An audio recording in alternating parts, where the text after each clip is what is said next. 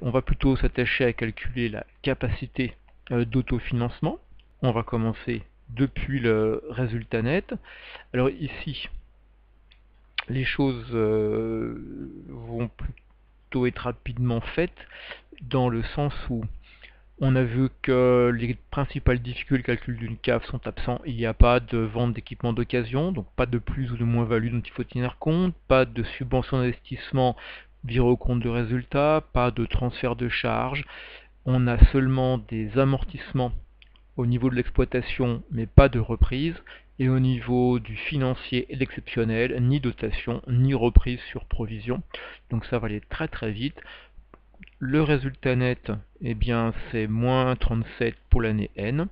Et on va rajouter à celui-ci les amortissements, les dotations aux amortissements, 79, et puis il n'y a rien d'autre pour l'année N. Donc ici, plus dotation aux amortissements. Résultat des courses, on a une CAF qui est égale à 42. J'y reviens dans quelques instants. Je vais en profiter pour calculer la CAF de l'année N-1,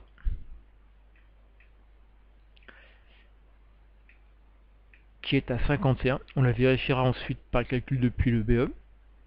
Mais on voit que déjà là notre entreprise a un souci, la CAF n'est pas très élevée, 51 000 puis 42 000 en diminution d'une année sur l'autre, et qui plus est, le fait d'avoir pour chacune des 2 années une perte fait que la dotation aux amortissements et provisions ne sert plus uniquement à financer le maintien en l'état de l'entreprise.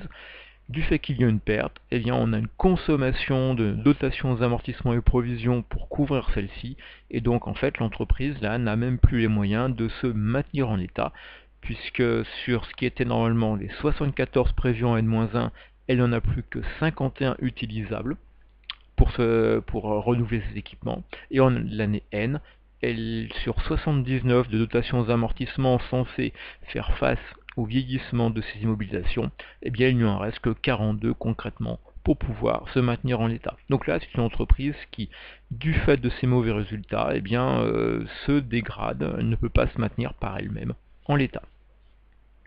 On devrait avoir ceci qui se confirme si on fait notre calcul depuis le BE. Donc je récupère le BE de l'année N. Il est de 53. Et puis ensuite, je vais rajouter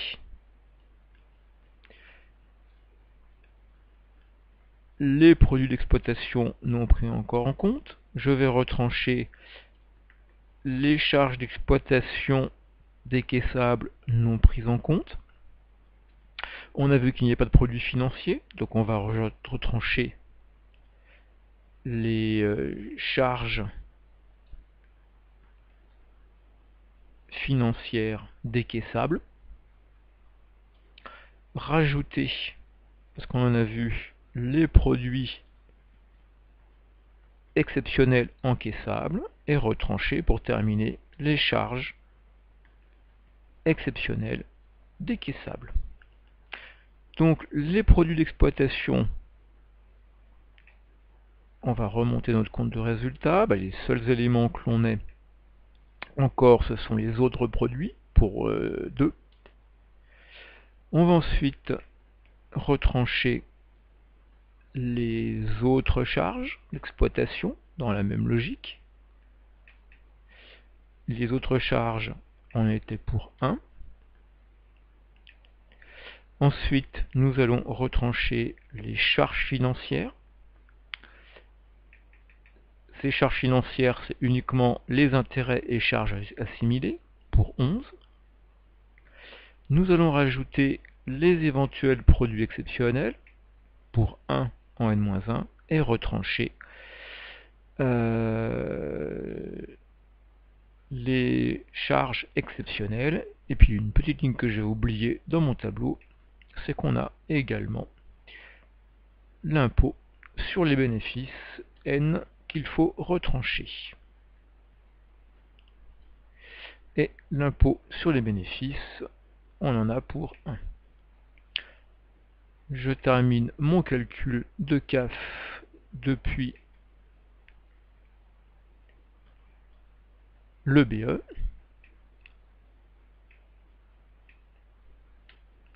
Je suis toujours à 42 pour l'année N, et pour l'année N-1, je suis toujours à 51. Voilà, les CAF sont les mêmes, quelle que soit la manière dont on s'y prenne. Maintenant, on en a terminé avec le compte de résultat, on a vu l'ampleur des dégâts. Maintenant, on va s'intéresser au montage du bilan fonctionnel. Donc pour ceci, je vais faire un tableau. Dans ce tableau, à l'actif, je vais faire apparaître les emplois stables de l'entreprise. Je vais faire apparaître l'actif circulant d'exploitation, l'actif circulant hors exploitation et la trésorerie d'actifs. Et ensuite, j'en ferai le total pour vérifier que rien n'est oublié. Je ferai également apparaître les ressources stables, la dette circulante d'exploitation, la dette circulante hors exploitation, la trésorerie de passifs et de nouveau le total de tout ceci. Je ferai ce calcul pour N et pour N-1.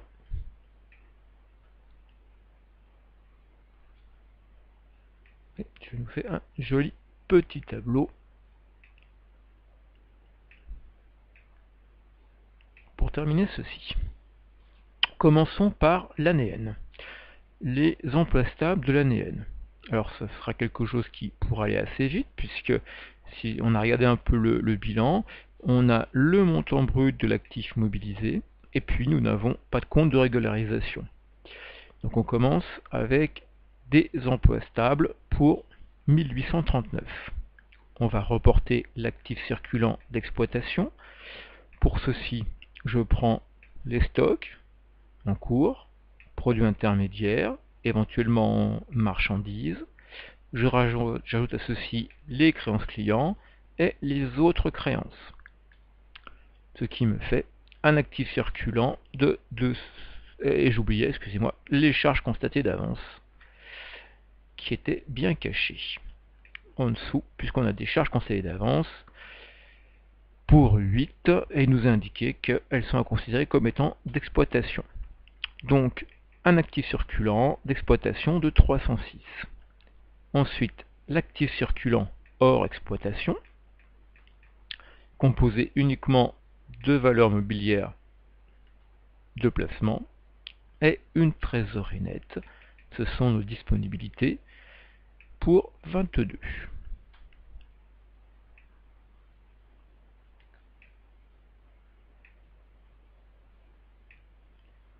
On fait le total de notre colonne et on est à 2207 qui correspond bien à ce que l'on avait comme étant le total brut du bilan. Maintenant, les ressources stables de l'année N. Je descends sur le passif. Je récupère pour l'année N le total des capitaux propres, auquel je rajoute le total des autres fonds propres, ici égal à 0. Je rajoute le total des provisions pour risques et charges, également à 0. Puis je rajoute le total des amortissements et provisions de l'actif, 347. Et enfin, je rajoute les emprunts et dettes financières. J'en ai pour 2 lignes. Je vois qu'il y a des renvois, donc je descends tout en bas et on me dit, eh bien voilà, vous avez des comptes courants bancaires et soldes créditeurs de banque pour 75. Je les retranche. Au passage, notez une chose, on a aussi 1127 de comptes courants d'associés. C'est-à-dire en fait que l'emprunt et dettes financières diverses, ce sont l'intégralité qui représente des comptes courants d'associés. Un compte courant d'associés, c'est l'argent que les associés laissent dans l'entreprise. Ceux-ci doivent être rémunérés c'est une forme de prêt, sauf que ce n'est pas un prêt remboursé de manière prioritaire en cas de faillite. C'est-à-dire qu'ici, en fait, la famille Lucol, associée dans la société, ont amené pour presque 1,2 million dans cette entreprise. On verra sans doute pourquoi après. On a alors des ressources stables pour 1679. Je rajoute maintenant la dette circulante d'exploitation. Pour ceci, je prends les comptes fournisseurs auxquels je rajoute les dettes fiscales et sociales pour 14.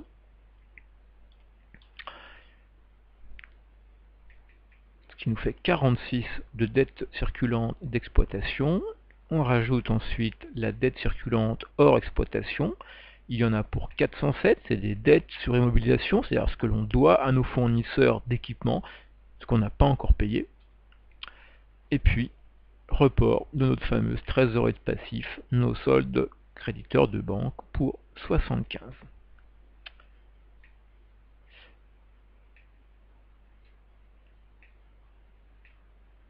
Je nous fais le total et on retrouve bien les 2207 que l'on avait à l'actif. Donc ça, c'est pas mal. Maintenant, occupons-nous de N-1. Alors N-1, vous allez me dire, on a quand même un problème. On a un problème parce que on n'a que le montant net de l'actif. Et on a vu qu'il fallait la valeur brute pour faire le calcul. Je vais vous montrer que là, je peux aller calculer quel est le montant des amortissements de l'actif pour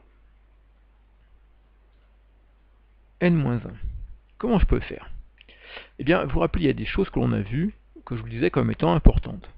Ce qu'on a vu, c'est que dans notre compte de résultat, on n'a qu'une seule sorte de dotation. C'est la dotation aux amortissements sur immobilisation, ici pour 79. On n'a aucune provision autre, qu'elle soit d'exploitation, qu'elle soit exceptionnelle ou financière, comme d'ailleurs il n'y a pas de reprise.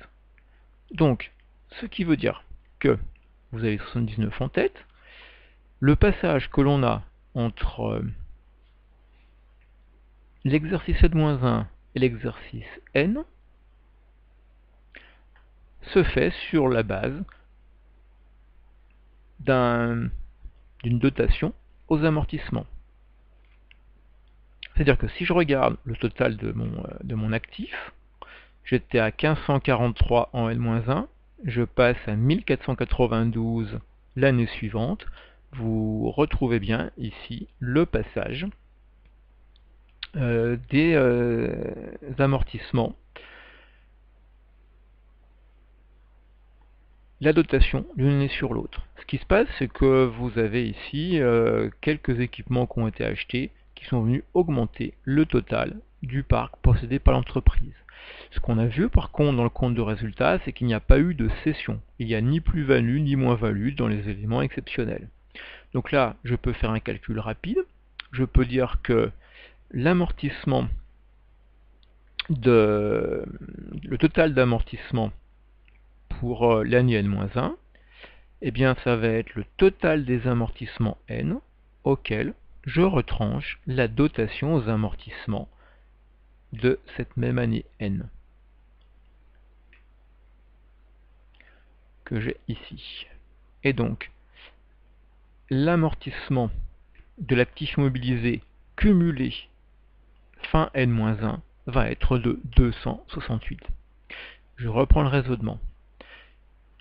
L'amortissement qui apparaît dans le bilan, c'est le cumul des différents amortissements annuels.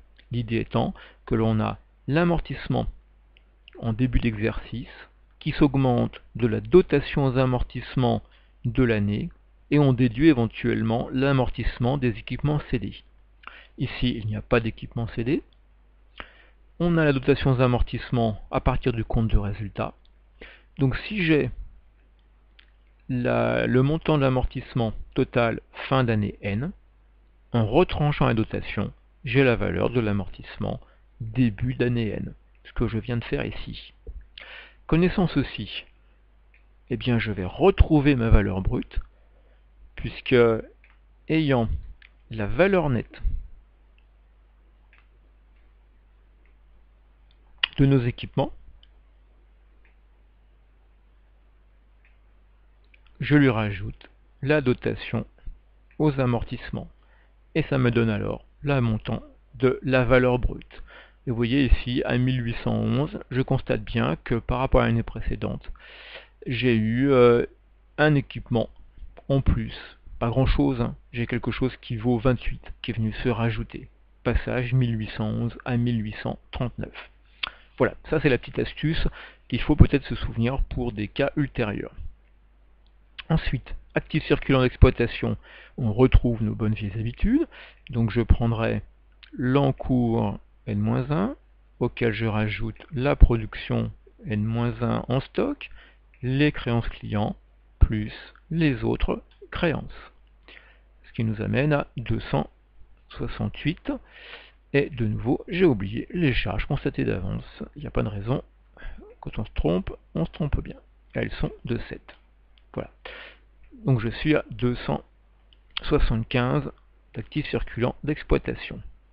Le hors exploitation, c'est la même famille que précédemment, les valeurs mobilières, toujours à 40. Vous voyez qu'ici on possède des valeurs mobilières sur plus d'une année. Une trésorerie d'actifs qui était de 21 l'année précédente. Et maintenant, je peux faire la somme de ma colonne de 1147. Maintenant, les ressources stables. Pour les ressources stables, on va faire comme précédemment. C'est-à-dire qu'on va prendre le montant des capitaux propres, ajouter le total des autres fonds propres, puis le montant des provisions pour risques et charges, plus de nouveau les montants des deux éléments de dette financière. En dessous, on a vu passer des soldes créditeurs de banque. Et je rajoute enfin l'amortissement calculé juste avant les 268. Je suis à 1504 de ressources stables. Maintenant, la dette circulante d'exploitation. Pour ceci, je reviens sur notre compte de passif. Je récupère la dette fournisseur, la dette fiscale et sociale. Et j'ai alors ma dette circulante d'exploitation. La dette circulante hors exploitation, c'est la même famille que précédemment. Les dettes sur immobilisation, 524. Et puis enfin, la trésorerie de passif, ce sont les 40 de soldes créditeurs de banque. Ceci étant fait, j'en fais la somme et je suis de nouveau à 2147. Voilà, nous avons ainsi pu monter notre bilan fonctionnel.